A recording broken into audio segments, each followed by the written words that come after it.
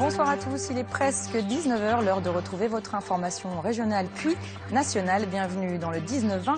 Voici les titres. Conséquences des fortes pluies de ce week-end. Des habitations envahies par des torrents de boue hier après-midi dans l'Albanais, notamment dans le village de Saint-Félix. Pas de blessés mais des dégâts matériels importants. Aujourd'hui pour les habitants, l'heure était au nettoyage et au bilan.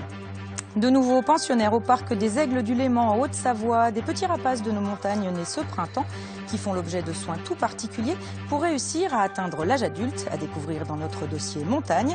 Et puis les producteurs de noix de Grenoble qui travaillent et dévoilent leur stratégie de communication. Si les ventes se portent très bien, la concurrence elle est sévère, notamment celle des États-Unis. À 19h, dans l'édition nationale présentée ce soir par Carole Gessler, nouveau décès suspect et une personne hospitalisée dans l'affaire du furosémide. L'agence du médicament rappelle la totalité des boîtes de ce diurétique qui pourrait contenir en fait des somnifères. Après Goodyear à Amiens, c'est Michelin qui est touché par la chute des ventes de pneus pour les poids lourds. Le groupe a annoncé la suppression de 700 postes à jouer les tours en Indre-et-Loire. Chez les salariés, c'est la colère et l'incompréhension car Michelin affiche par ailleurs des bénéfices. On ouvre ce journal avec, je vous le disais, les conséquences des fortes pluies de ce week-end. Des torrents de boue ont envahi les habitations hier après-midi à Héry-sur-Albi et Saint-Félix en Haute-Savoie. Pas de blessés, mais des dégâts matériels importants sur place aujourd'hui avec les habitants. Marion Feutry et Caroline Leduc. Dans les maisons, l'heure est à l'état des lieux. Ici, les habitants ont vu l'eau et la boue envahir leur garage hier après-midi après un orage particulièrement violent.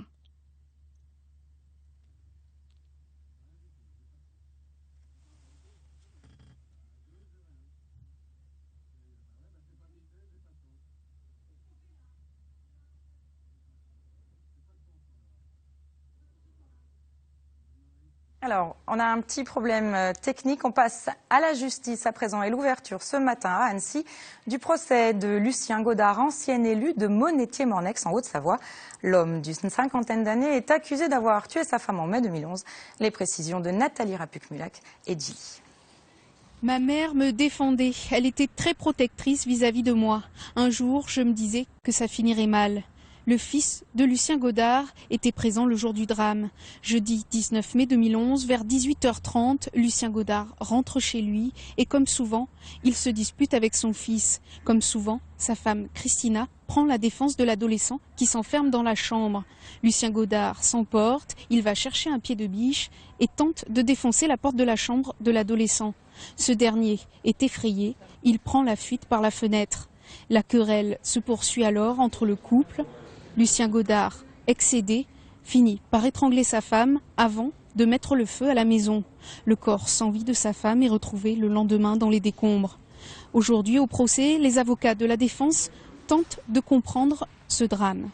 M. Godard a reconnu les faits, donc là-dessus, sur la culpabilité, il n'y a aucune difficulté. Ensuite, il y a un contexte familial particulier qui l'a emmené, alors je ne sais pas si c'est, il y a ce contexte-là, il y a sa santé également, puisqu'il était atteint d'un cancer. Tout ceci a joué un rôle dans la commission des faits, et puis même lui, aujourd'hui, n'arrive pas à expliquer pourquoi ce soir-là il a basculé, pourquoi il a commis cet acte. Des amis, des voisins ont témoigné tout au long de la journée. Ils décrivent l'accusé comme étant un homme socialement bien intégré, mais qui s'était coupé de sa famille et de ses amis depuis sa rencontre avec sa femme Christina il y a 16 ans. Pour ce crime, Lucien Godard encourt la prison à perpétuité. À Grenoble, la prochaine rentrée des collèges s'annonce compliquée. Les établissements des secteurs centre et nord de la ville affichent déjà complet. Solution avancée par le Conseil général, un transfert des élèves vers les établissements du sud de la ville. Les explications de Maxence Regnault. Embouteillage à l'entrée au collège. Alors que la fin de l'année scolaire approche à grands pas, les secteurs nord de l'académie de Grenoble sont déjà saturés pour l'année prochaine. Les collèges Stendhal, Champollion ou Font-à-la-Tour affichent complet. Les élèves vont donc devoir s'exiler vers d'autres quartiers et notamment celui des Eaux Claires où se situe le collège Aimé Césaire.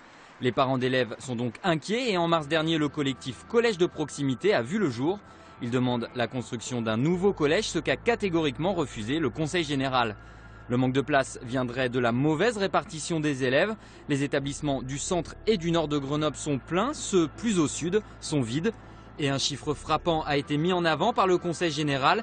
Aujourd'hui, 1800 places sont encore à pourvoir sur l'ensemble de la ville. Une solution a donc été proposée par le Conseil général, une offre de transport gratuite pour les futurs collégiens qui devront migrer vers un collège loin de chez eux. Et avec nous sur ce plateau, Laurent Ripoll, bonsoir. Bonsoir. Vous êtes parent délégué, représentant du collectif pour un collège de proximité créé en mars, on l'a entendu. Alors le problème de place dans les collèges, c'est d'abord une conséquence de celui qui existe déjà dans certaines écoles primaires, c'est ça ? Oui, tout à fait. C'est-à-dire qu'au niveau du secteur 1 de Grenoble, c'est-à-dire pour la partie nord-ouest, aujourd'hui on fait face à une augmentation des effectifs due à une urbanisation de la ville. Et donc nous on le ressent déjà au niveau des écoles primaires, où par exemple à l'école Antoine où est scolarisée ma fille, il y a eu 150 élèves supplémentaires en 10 ans. C'est l'équivalent de 6 classes au niveau de notre école. Ah oui. Donc voilà, donc il y a des problèmes à ce niveau-là. Et donc maintenant cette vague d'élèves arrive au niveau du collège Fantin-Latour, qui a subi depuis les 3 dernières années une augmentation des effectifs qui s'est traduite pour régler ce problème par des resectorisations. 3 sectorisations consécutives en fait. Alors des resectorisations qui ne sont pas forcément faciles à suivre pour les parents d'élèves, c'est un petit peu ce que vous dénoncez finalement. Oui, effectivement, on souhaiterait avoir un plan sur à court, moyen terme et long terme pour savoir où nos enfants vont être accueillis au niveau des collèges, sachant que les chiffres que nous ont donnés le Conseil général, c'est qu'à l'horizon 2020, donc demain pour la construction d'un collège, il y aurait à peu près 640 élèves dans le nord-ouest de Grenoble qui n'auraient pas d'établissement définitif. 640 élèves, c'est l'équivalent d'un collège sur le nord-ouest de Grenoble. Alors ça veut dire qu'on urbanise beaucoup, il y a eu Bouche-à-Vialet, Europol, la caserne de Beaune, et que derrière les collectivités ont du mal à suivre ou à apporter des réponses? Tout à fait, c'est-à-dire qu'au niveau par exemple des écoles, donc il y a beaucoup d'ouvertures de classes qui se font dans des écoles qui sont déjà saturées. Ouais. Au niveau des MJC par exemple également, il y a 80 aujourd'hui pour le secteur 1 qui compte à peu près 25 000 habitants, il n'y a que 90 places de libre au niveau de la MJC. Donc les parents sont obligés de faire des queues à partir de 6h30 du matin pour espérer avoir une des 90 places. Donc ça pose de nombreux problèmes à ce niveau-là. Et c'est pareil pour les terrains de sport où nous n'avons pas de terrain de sport de proximité. Alors la réponse du Conseil général, finalement, c'est d'offrir la gratuité des transports à ces élèves qui seraient obligés de migrer. Ce n'est pas une réponse satisfaisante. C'est-à-dire que la mairie aujourd'hui fait des efforts avec des écoquartiers.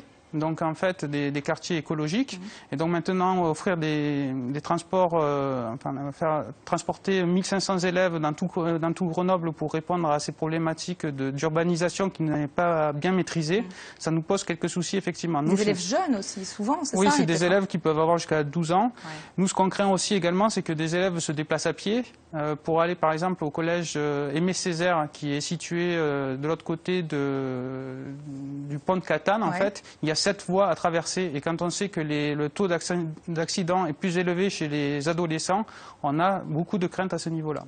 Est-ce que ce n'est pas un petit peu logique finalement de se dire qu'en période de crise, on ne va pas construire de nouveaux collèges mais se servir de ceux qui sont déjà là? Tout à fait. D'ailleurs, nous, on a une solution qui est partagée par certains membres du Conseil général, c'est-à-dire qu'aujourd'hui, il y a un secteur qui est situé sur notre périmètre géographique, c'est le Collège international, qui est un collège qui accueille notamment une école privée à 4 000 € l'année, mais qui est un bâtiment public financé par nos impôts. Et donc là-dessus, il y a 650 places disponibles. Nous, ce qu'on imagine et ce que certaines personnes imaginent au niveau du Conseil général, c'est que ces élèves-là soient au moins temporairement relocalisés dans d'autres collèges où il y a des places dans le sud de Grenoble ou ailleurs dans l'agglomération. Donc nous, on peut imaginer des solutions même sans dépenser d'argent, trop d'argent. Merci beaucoup, Monsieur Ripoll, d'avoir été avec nous. Merci. C'est moi qui vous remercie. C'est l'une des 7 merveilles du Dauphiné. Le site des cuves de Sassenage en Isère accueille pendant 10 jours 650 collégiens de la région pour découvrir la spéléologie. Mais avant de lancer ce projet, une première nationale, il a fallu procéder à des études approfondies pour sécuriser les lieux. Anna Koroloff et Margot Blanc-L'Œil. Ces élèves de 5e font partie des 650 collégiens qui bénéficient d'une initiation à la spéléologie dans le cadre de leur cours de SVT. Dans les grottes de cuves, ils étudient l'action de l'eau sur nos paysages. Plus on va descendre dans les chiffres, plus ça va être acide. Donc l'eau qu'on retrouve ici dans les cavités, c'est une eau acide qui a un pH donc inférieur à 7. On y va ?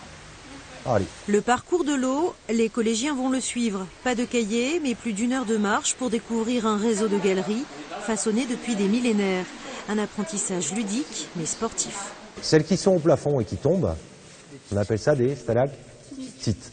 Celles qui sont au sol et qui montent, là on est sur vraiment de l'initiation, la découverte du milieu souterrain et puis essayer de leur en mettre le plus possible plein les yeux pour qu'ils aient envie d'y revenir. Une visite qui porte ses fruits. Comment sont formées les grottes, d'où vient l'eau qui sort des grottes, tout ça quoi. C'est intéressant. Bah oui, beaucoup. Et à un moment, on a vu deux parois et on aurait dit des pépites dedans, c'était trop beau. Ce projet pédagogique a été financé par le Conseil général. Mais avant de le mettre en place, l'hydrologie des cuves a été analysée durant 2 ans. Dorénavant, les crues peuvent être anticipées. On fait une lecture de paysage à l'intérieur et on fait parler la grotte. Ce qu'il faut savoir, c'est que les cuves ont été sécurisées, instrumentées par le comité départemental de l'Isère. Il y a des chercheurs spéléologues qui ont mis des instruments et on connaît actuellement très bien l'hydrologie des cuves. Une centaine d'élèves par jour découvrent les grottes. Jusqu'à la semaine prochaine, les classes vont se succéder. On poursuit ce journal avec les conséquences des fortes pluies de ce week-end. Le sujet est prêt. Des torrents de boue ont envahi les habitations hier après-midi à Héry-sur-Albier, Saint-Félix en Haute-Savoie. Pas de blessés, mais des dégâts matériels importants sur place aujourd'hui avec les habitants. Marion Feutry et Caroline Leduc. Dans les maisons, l'heure est à l'état des lieux. Ici, les habitants ont vu l'eau et la boue envahir leur garage hier après-midi après un orage particulièrement violent. On a vu plein d'eau venir d'ici, du ruisseau. Puis là, on s'est dit c'est la catastrophe. On a juste eu le temps de faire rentrer la voiture et de prendre des bottes. On a dû se replier sur les marches. On ne pouvait pas se mettre là, sinon on se faisait emporter. Des torrents de boue, 3 ruisseaux sortis de leur lit. Saint-Félix n'avait jamais vu ça. Immédiatement, les secours s'organisent. Intervention des services techniques de la mairie et des pompiers hier. Mais pour les habitants, le travail est loin d'être fini. Les parents, les voisins sont venus prêter main forte, car le programme s'annonce chargé. C'est tout sortir, prendre une benne et puis tout jeter, parce que c'est tout mort. C'est plein de boue, c'est plus étanche. Et puis après, il faut tout laver. Et puis il faut démolir ce qu'on avait fait pour tout refaire. En tout, une vingtaine d'habitations sont touchées. Le maire enchaîne les visites et recueille les demandes de reconnaissance de l'état de catastrophe naturelle. C'est un coût pour les assurances, c'est un coût pour la collectivité, c'est un coût pour les particuliers. Donc à nous aussi, élus, d'anticiper, entre guillemets, parce que plus personne aujourd'hui peut se permettre de jeter l'argent par les fenêtres et de jeter... voilà. Donc il faut qu'on se mobilise, qu'on trouve des moyens pour essayer d'apporter une solution. Elle ne sera peut-être pas l'idéal, mais une solution. Finalement, plus de peur que de mal, une seule famille devra être relogée. Il est 19h, passé de 11 minutes à suivre dans le journal des Alpes, les images de petits rapaces de nos montagnes. Nés ce printemps au parc des Aigles du Léman près de Thonon, la rubrique Entre nous vous propose ce soir de partager votre voiture. Et puis la stratégie de communication des producteurs de la filière noix, adaptée et dévoilée pour faire face à la concurrence. On commence avec les images de petits rapaces de nos montagnes nés ce printemps au parc des Aigles du Léman en Haute-Savoie. Certains resteront en captivité, d'autres retrouveront la liberté. Tous font l'objet pour l'instant de soins tout particuliers pour réussir à atteindre l'âge adulte. C'est le dossier montagne de la semaine. Il est signé Françoise Gay et Dominique Semet.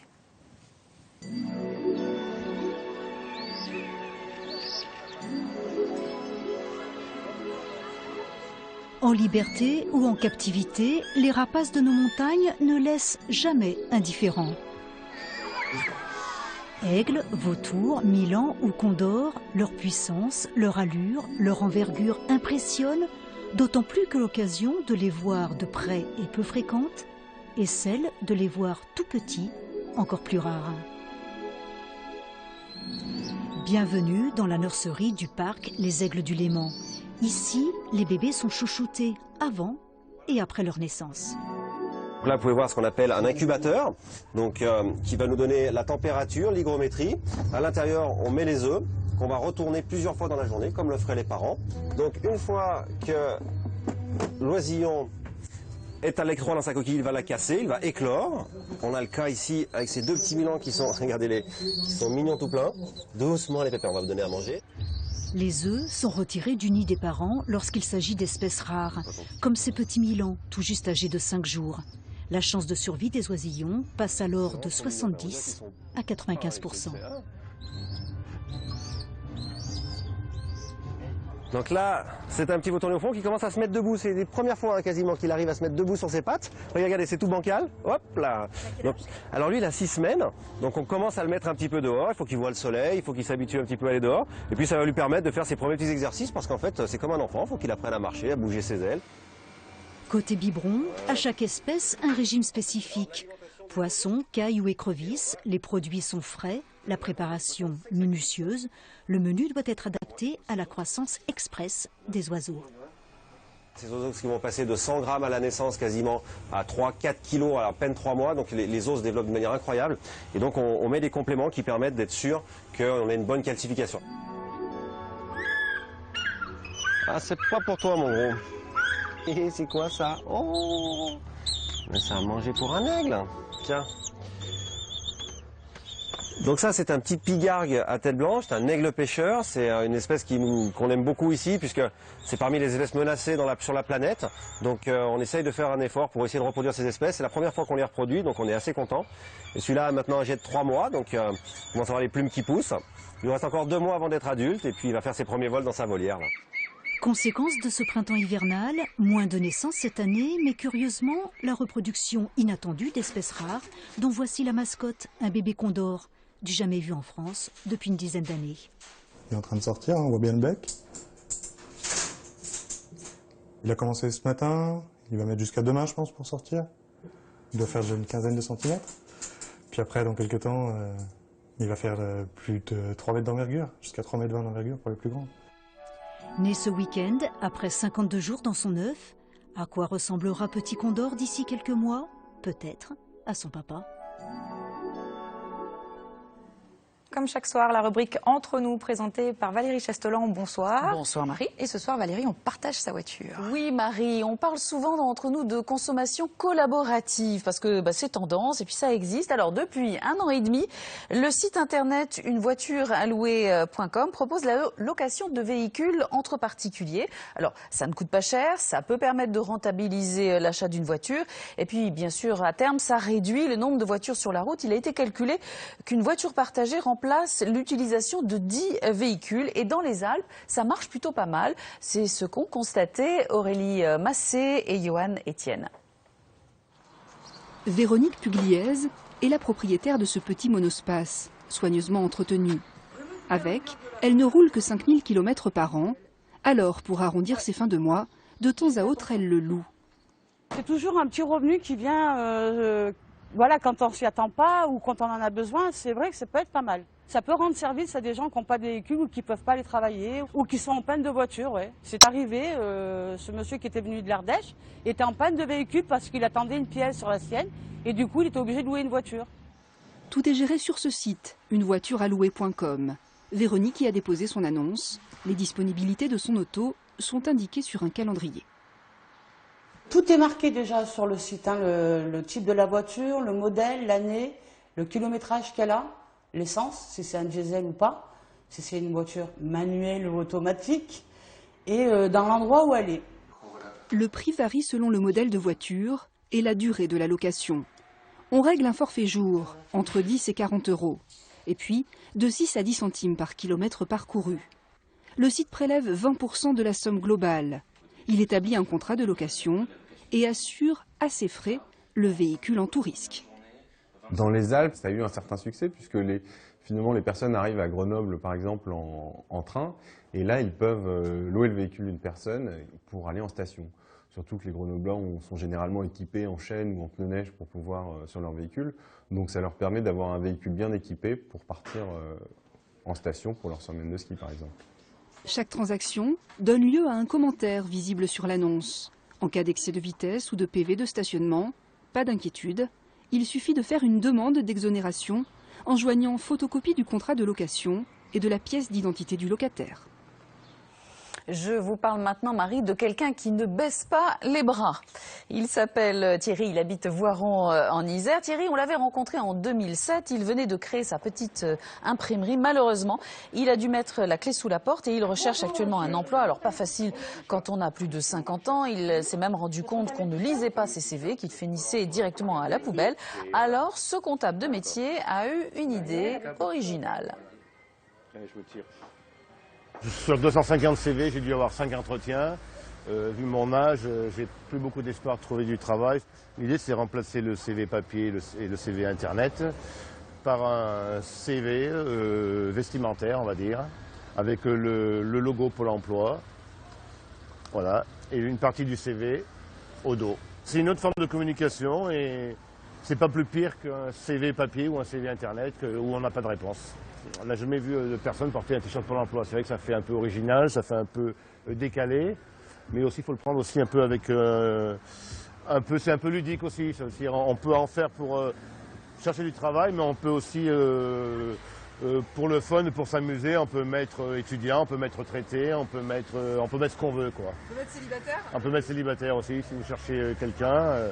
C'est un bon support. Mais un célibataire au chômage, je ne suis pas sûr que ça marche. Voilà, le sens de l'humour, Thierry, même s'il rencontre des obstacles pour faire aboutir son projet, il lui faudrait évidemment l'autorisation officielle de Pôle emploi pour utiliser son logo. Alors, il a même envoyé ses t-shirts à François Hollande et Arnaud Montebourg pour les sensibiliser à sa démarche. Thierry a aussi écrit au ministère du Travail, mais pour l'instant, pas de réponse. Marie, je vous parle de Michel et sa trottinette. Où l'en est, Michel? Alors, il va très bien. Donc, il est parti en trottinette sur la route Napoléon jusqu'à Golfe-Juan. Il progresse. Regardez, il nous envoie des nouvelles. Et cette photo de Gap, il est tout sourire. Tout va très bien. Et puis, tout va très bien également pour ce chef pâtissier de Thonon. On vous en a parlé. Sébastien Laurent, qui a battu samedi le record mondial de la pyramide la plus haute. Vous la voyez en macaron, Marie. 7 mètres de haut et surtout 3 000 € ont été récoltés. Ces 3 000 € iront au service pédiatrie de l'hôpital de Thonon. Bravo, Sébastien. Merci. On termine avec la photo du jour. À 2100 mètres d'altitude au lac Besson, au-dessus de l'Alpe d'Huez. Alors Marie, ça c'est une photo optimiste parce que regardez, elle montre que le dégel s'installe sur nos lacs de montagne. C'est optimiste. C'est Gisèle qui nous le dit. Le printemps et même l'été arrivent. N'oubliez pas de nous envoyer les photos en mode paysage. Merci à Gisèle pour cette très belle photo. Excellente soirée à tous. Merci à vous Valérie et à demain. Avec plus de 11 000 tonnes vendues en 2012, record historique en France comme à l'export, la noix de Grenoble se porte très bien, ce qui n'empêche pas les producteurs de la filière de travailler leur stratégie de communication, car la concurrence est sévère, notamment celle des États-Unis. Reportage Jean-Christophe Pain et Dominique Bourget. Celles de 2013 sont encore toutes petites, mais celles de 2012 se sont sacrément bien vendues. Plus de 80% sous appellation d'origine protégée, une garantie supérieure pour le consommateur, un cahier des charges draconien pour le producteur.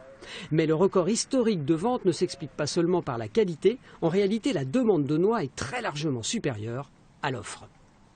Il ne faut pas perdre de vue que demain, il se produit de la noix en France, il se produit de la noix dans le monde. Ils se plantent de la noix en France et ils se plantent de la noix dans le monde. Le virage à l'inverse, si on arrive un jour à une surproduction, il peut être là vite. Les producteurs craignent en effet le comeback de la noix US qui, ces dernières années, s'était plutôt exportée en Chine. La noix américaine est plus grosse, très subventionnée, hyper concurrentielle. Pour la première fois, les nuciculteurs lancent donc une campagne de communication à très long terme. On ne prévoit pas un avenir en se disant ça va continuer ad vitam aeternam comme ça. On se dit on a un capital. Ce capital, ce fonds de commerce, c'est le savoir-faire, c'est cette appellation. Donc il faut qu'on valorise notre capital et notre fonds de commerce qui est cette appellation. Plus d'1 million de véhicules découvriront bientôt ces panneaux balisant la zone de production. Des circuits touristiques, des événements sportifs valoriseront la noix, source saine d'énergie. Enfin, depuis l'automne dernier, la noix de Grenoble s'est étalée sur près d'1 millier de pages dans la presse nationale et sa page Facebook compte déjà plus de 2000 fans. Objectif, 5 fois plus. Le facteur de réussite n'est pas le nombre de fans, mais la manière dont ces fans vont être activés, la manière dont ils vont partager les informations, c'est ça le plus important. préfère avoir 10 000 fans très actifs qui partagent des recettes, qui partagent des opinions sur la noix de Grenoble, où est-ce qu'ils les ont achetées, comment ils les cuisinent et ainsi de suite. Cette campagne coûte 100 000 €, un petit budget en matière de communication, financé par les cotisations des 980 producteurs d'Isère et Drôme. Et avant de refermer ce journal, quelques images du Festival international du film d'animation d'Annecy. Coup d'envoi aujourd'hui.